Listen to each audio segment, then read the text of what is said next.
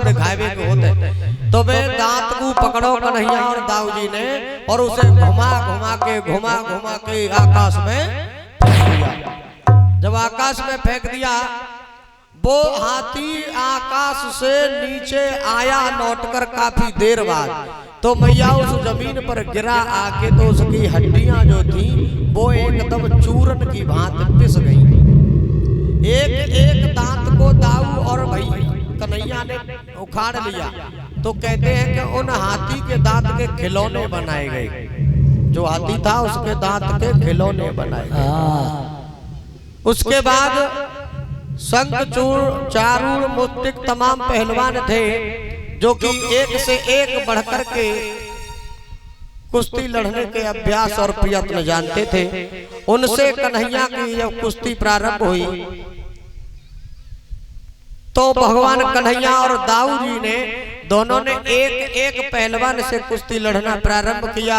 थोड़ी बहुत देर तक उन्हें परेशान किया और परेशान कर करके जब पहलवान थकने लगे तब कन्हैया ने और दाऊ भैया ने उन पहलवानों की गोविंदाय नमो नमः कर दी। बोलिए कन्हैया लाल की जय हो। इससे आगे भैया जब और बढ़े तो उनके कंस के दरबार में एक कुबड़ी नाम की स्त्री थी, वो सबके चंदन लगाती थी।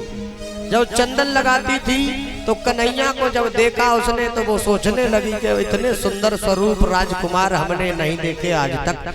तो उसने कन्हैया को अपने पास बुलाया और पास बुला करके उनके मस्तक पे चंदन लगाया।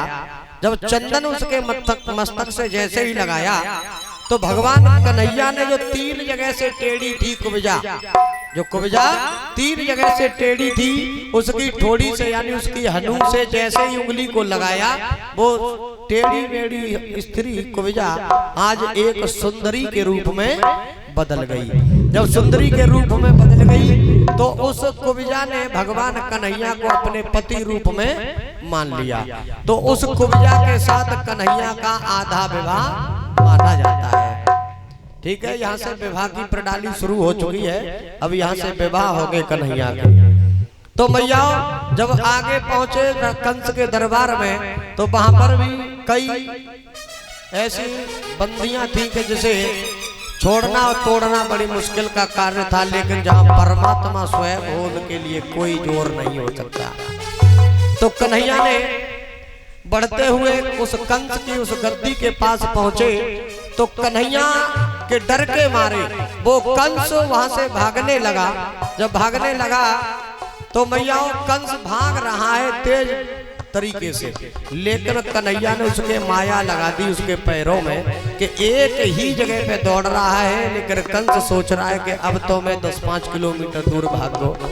लेकिन जैसे स्कूलों में कदम ताल कराई जाती है पीटी के समय, तो वो कंस एक ही जगह पे दौड़ते दौड़ते जब हाथ गया थक गया लार निकलने लगी तो कन्हैया ने उसे अपनी योग माया से पीछे की ओर खींचा और उस सिंहासन पर बिठाला और बिठा करके उसको केस पकड़ के जमीन पर खींच लिया और छाती के ऊपर बैठकर उसके सीने पर बैठ करके कन्हैया ने एक जोर से घूंसा मारा और कंस की गोविंदाय नमो नमः हो गई।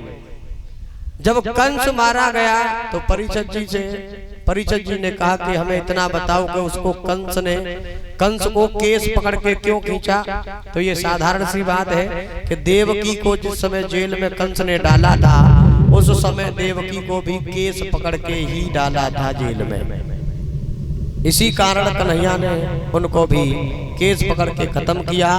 तो जो कंस की पत्नी थी आस्ती और प्राप्ति, जो जरासंध की दोनों पुत्री थी, जरासंध की पुत्री थी, वो आज रोते हुए अपने पिता के पास चली गई और रो रो करके अपना पूरा हाल बता दिया। इधर कन्हैया ने उस कारागृह में जाकर के अपने माँ देवकी और वसुदेव जी को बंदी गृह से बाहर निकाला। उग्रसेन महाराज को भी बंदी गृह से बाहर किया। इसके बाद मैया भगवान कन्हैया और दाऊ जी का वहीं पर मुंडन करवाया, यानी लटुरियां लिपवाई। जब मुंडन कराया एक चोटी छिकवा दी सर के ऊपर और जनेऊ धारण किया और उसके बाद कन्हैया और दाऊ जी को पढ़ने के लिए गुरु सांदीपन के यहाँ बैठाला गया। जितने ग्वाल बाल जो सब आए थे वो सब वापस भेज दिए कन्हैया ने। जो मथुरा में रुक गए वो तो रुक गए, लेकिन जो वापस चले गए वो वापस चले गए। इसके बाद कन्हैया ने नाना भांत की लीलाएं की। तो 1 मिनट सभी बोले, उसके बाद झांकी वाले भाई झांकी को लेकर के आए। अरे कालिया मर्दन कंसन कंदन देवकी नंदन हरे हरे। कालिया मर्दन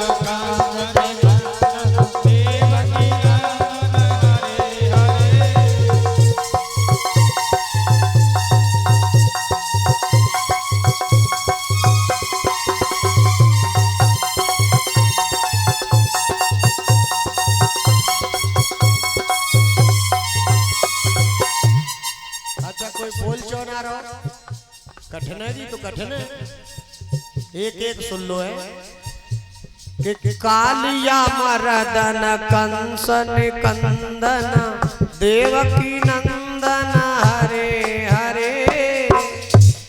अब बोलो, कालिया मर्दन कंसन कंदन देवकी नंदन हरे हरे।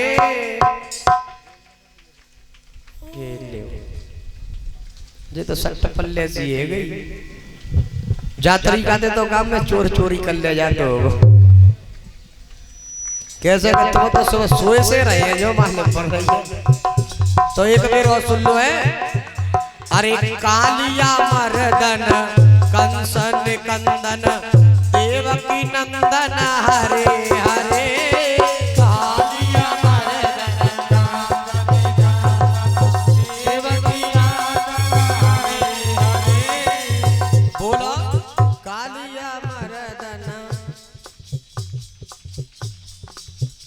जो कन्या बिन बनावती है कैसे कर रहे हैं, आवाज काऊ गिरा निकल रही, काय गिरा निकल रही। रोटी खाए गए परे परे